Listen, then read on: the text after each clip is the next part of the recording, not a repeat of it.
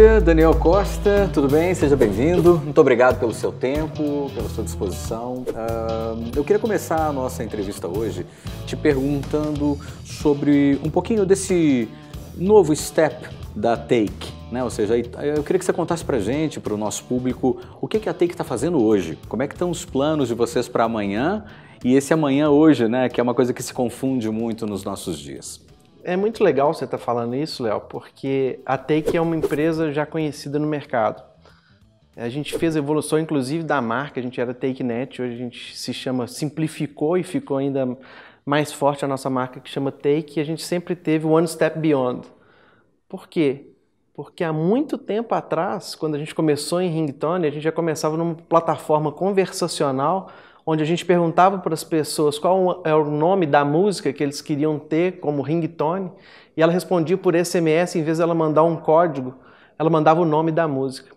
Isso foi um diferencial que a gente teve, que levou a anos depois a gente ser reconhecido e ter um dos primeiros cases aqui do Brasil, junto com o Google, de ser adquirido por uma empresa, só que no nosso caso foi uma empresa listada na Bolsa de Tóquio. E hoje o que a gente faz é simplesmente a evolução que a gente começou a fazer muito tempo atrás. A plataforma da Take hoje, que chama Blip, num contexto onde existe um hype muito grande, todo mundo está falando de chatbot, a gente já está um passo na frente falando de contato inteligente. Toda empresa vai precisar de um contato inteligente. Todas as empresas querem falar, e hoje as pessoas querem falar através de mensagem, ou através dos seus assistentes.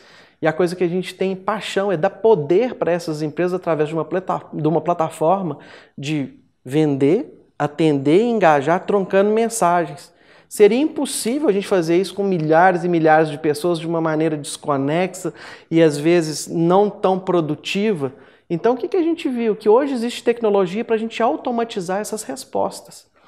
Então hoje o que a Take faz, a gente é uma plataforma de criação, gestão e evolução de conversas inteligentes ou feitas através de chatbots. E você fala de inteligência, claro que você tem aí no seu back-end um conjunto de informações, um conjunto de inteligências que são fundamentais para que vocês consigam realmente efetivar isso que você está contando para nós aqui agora.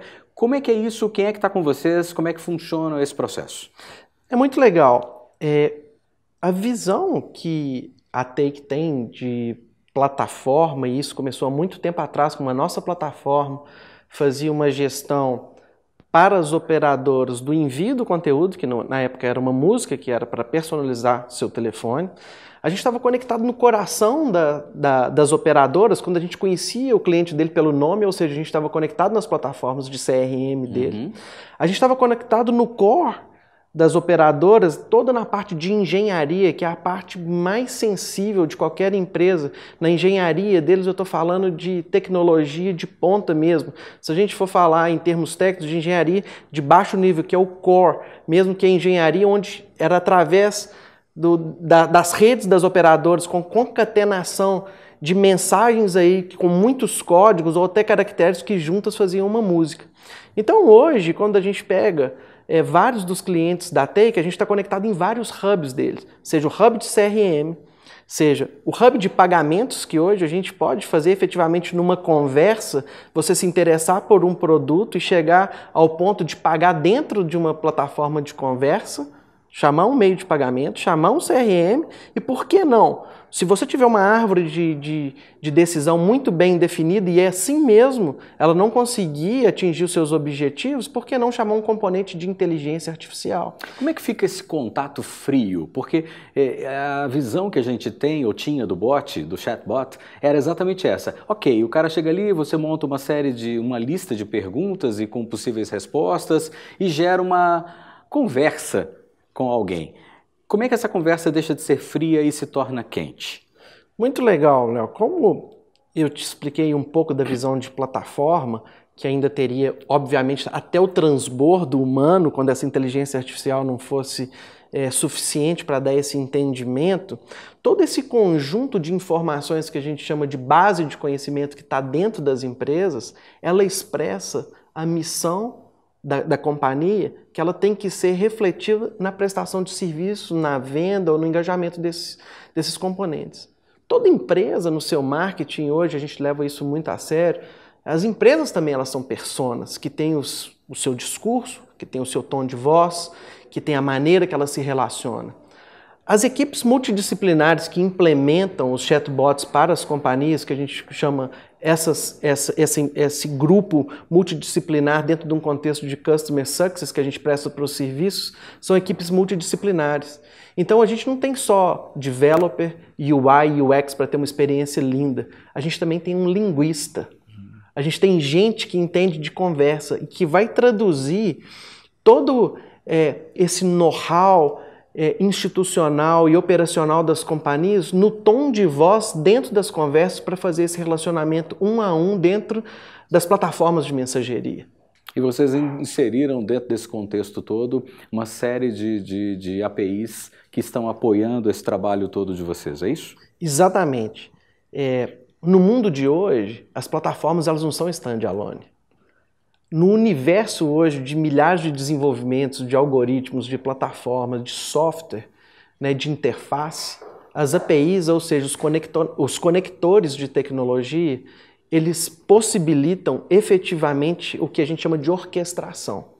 Cada uma dessas plataformas, que a nossa plataforma core, que se chama Blip, se conecta, ela possibilita uma conversa. Então nós temos os conectores de inteligência artificial, os conectores de CRM, os conectores dos meios de pagamento, os conectores no legado das empresas. Existem, por exemplo, uma empresa que a gente tem de locação de carro, nós estamos conectados no cerne da locação, do software que agenda, que faz o agendamento de um carro, que disponibiliza esse carro, que fala quando que ele vai estar livre, que possivelmente ele vai ser devolvido. Para cada empresa e seu core, seja ela um banco, seja ela uma locadora, seja ela uma seguradora, seja ela um hospital, as várias verticais que a gente atende, fora os conectores normais das plataformas que a gente tem hoje, tanto de CRM, quanto de pagamento, quanto de impulsionamento de marketing, que a gente está tendo essas integrações muito legais, seja as ferramentas de transbordo, até de atendimento. A gente mesmo criou uma plataforma de atendimento para o atendente mesmo, depois de um transbordo, pilotar essa conversa. As APIs e a capacidade que tem das integrações são uma das forças que a gente desenvolveu desde os idos do final da década de 90, quando a gente começou lá atrás. E você hoje é Head of People, não é isso? E eu estou vendo que você está conduzindo toda essa conversa. Não adianta só a inteligência artificial se não tivermos pessoas habilidosas, pessoas com capacidades treinadas, construídas em relação aos seus skills. Como é que você vem fazendo isso como Head of People na Take? E aí você é co-founder também, não é isso? Isso. Quando a gente fundou essa empresa, que foi, na verdade, a terceira empresa depois de grandes fracassos que a gente teve tendo na hora certa, no momento certo, e por uma série de coisas a gente falhou, e isso a gente fala com muito orgulho, que o insucesso e essa escola, né, do fail já era moda para nós, muita coisa antes de tudo que é modinha hoje. Claro. E a gente já falhou no passado, e talvez isso que nos fortaleceu. E essas falhas não são só de software, são de pessoas. E por um outro lado, as grandes organizações, dentre os 5 grandes componentes para o sucesso de uma empresa, com certeza as pessoas são peça fundamental. Até no final de 2015 para 2016, eu era o CEO da companhia num mercado que tinha pouca evolução, onde as operadoras de telefonia celular já tinham feito o seu papel, e hoje, com o movimento dos OTTs, ou seja, os over-the-tops, os Skypes da vida, os Messengers da vida, os WhatsApps e as grandes plataformas de comunicação, elas entraram num outro nível de conectividade mundial. As operadoras têm seu espaço, têm o seu nicho, estão num ambiente altamente regulamentado, que também é uma desvantagem para elas no mundo de hoje. Mas se a gente for olhar tudo, o conjunto que a gente teve de pessoas que a gente precisa hoje para evoluir o nosso negócio dentro de um contexto que a gente tinha anterior, ele precisa de gente com skill novo. A gente está reaprendendo tudo. O meu sócio, que é o CEO hoje, ele tem uma visão fantástica, maravilhosa de produto, de estratégia, de finanças. E uma sociedade bem feita, com vários co-founders, e eu amo os meus sócios, eu tenho pessoas maravilhosas, como o Roberto, que é o CEO hoje, eu tive um tempo para entender o que estava acontecendo no ecossistema, que é uma coisa que a gente pode falar depois. E quando eu cheguei e olhei esse novo momento, da maior oportunidade que a gente tem na nossa vida hoje, de ser uma empresa global, vindo de Belo Horizonte, tendo os maiores parceiros do mundo, como IBM, Google, Facebook. A gente está alinhavando uma parceria que vai ser muito legal hoje com a empresa que foi a primeira empresa a ser uma empresa de 1 trilhão no mundo. Você pode falar? Foi a primeira empresa que fez 1 trilhão no mundo de valuation. E essas grandes empresas, quando a gente olha para elas do sucesso, é um sucesso de produto? Mas é um sucesso de pessoas. Pois é, eu queria que você parasse e olhasse ali para o nosso público, que são nativos digitais, não nativos digitais, pessoas que estão pré-acelerando, pós-acelerando, startups de série A, série B, ou seja, o heavy user que está aqui nos assistindo também e aprendendo com essa conversa que nós estamos tendo, e dizer para eles todos, sejam em que níveis estiverem, qual é o segredo de sucesso? A gente sabe que não é um, são muitos, e você acabou de citar um aqui agora, que é a gestão, o compromisso com pessoas e entre pessoas. É muito difícil começar uma startup, nós sabemos a luta que é, e eu imagino a sua luta lá atrás com a TakeNet, quando ainda TakeNet, fazendo ringtone, os seus fails, né? As suas falhas que foram percebidas de forma propositiva pelo seu grupo, 19 anos de trajetória. Conta para o pessoal ali como é que faz isso acontecer, qual é o segredo, quais são os segredos ou qual é a dica que você pode dar para todos nós que estamos aqui. Até porque o Startup Show também é uma startup, é um processo que veio pivotando, então acho que todo mundo quer te ouvir. Bom, o que eu queria deixar de mensagem, que é um papel que efetivamente eu faço intencionalmente no ecossistema, principalmente de Minas, com o São Pedro Vale, com as organizações que a gente tem aqui, e até fazendo um ponto de ponto de contato com o governo, é falar que tem muita gente que acredita em software. Tem uma frase muito legal que fala que software is eating the world. E agora AI, que é inteligência artificial, está comendo software. E dentro dessa sopa de letrinhas, se eu pudesse escolher algumas, né, de mistura de sopa de letrinhas e com alguns números, você tem B2B, B2B2C e P2P, mas eu acredito muito no H2H, Human to Human. Eu acredito que atrás de todo bom software tem gente capaz.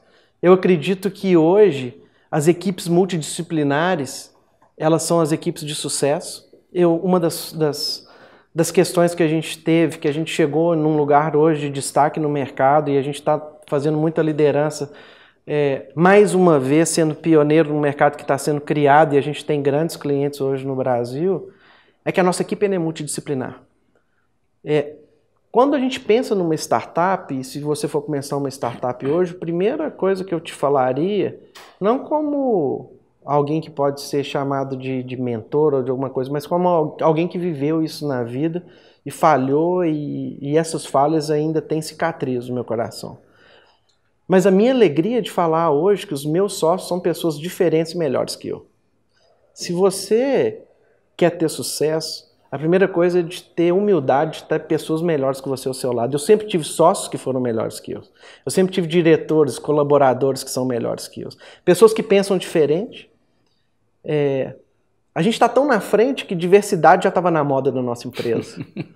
A gente estava tão na frente que quando eu formei na UFMG, com muito orgulho aqui em Minas, e enquanto todo mundo estava sendo preparado para ser um executivo de uma multinacional, eu fui empreendedor. Não porque eu não consegui emprego, mas é porque eu acreditava em algo que tinha um propósito. Eu tive que quebrar algumas vezes para a gente chegar e entender que é possível construir algo sim.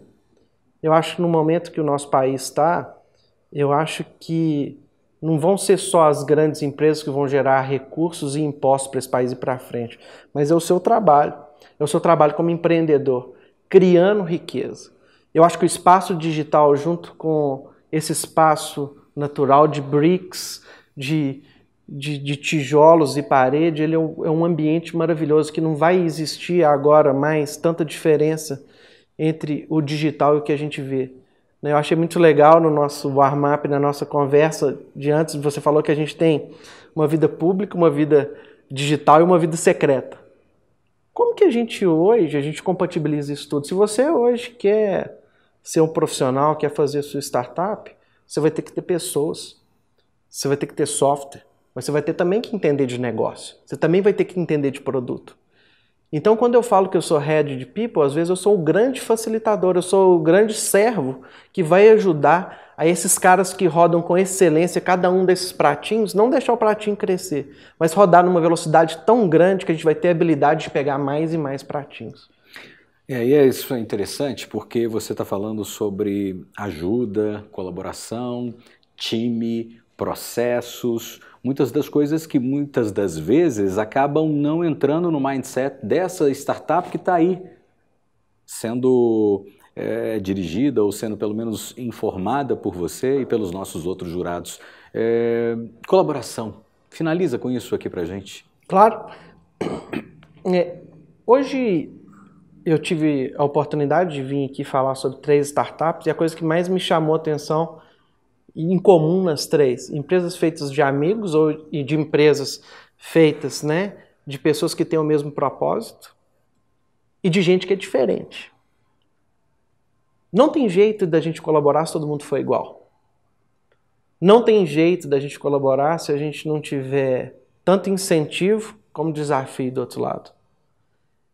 O que eu acho muito legal e que eu aprendi dentro do meu background até na minha visão de espiritualidade, onde relacionamento é muito importante, é que relacionamento, principalmente para nós que somos mineiros e a gente sempre diminui as coisas, a gente tem uma palavra que eu não sei se esse verbo é comum no Brasil inteiro, que chama relar. Então, relacionamento, relar é esse atrito, é acionar esse atrito. Então, quando a gente se relaciona, a gente aciona um atrito todos os dias. Esse atrito pode fazer quebrar ou esse atrito pode saber fazer fogo, para a gente incendiar, para a gente causar não estrago, mas a gente trazer luz no mundo que precisa de luz hoje. Daniel Costa, Take agora, né? Muito obrigado, viu? Valeu, obrigado. Um abraço para você e tudo de bom. Valeu, obrigado.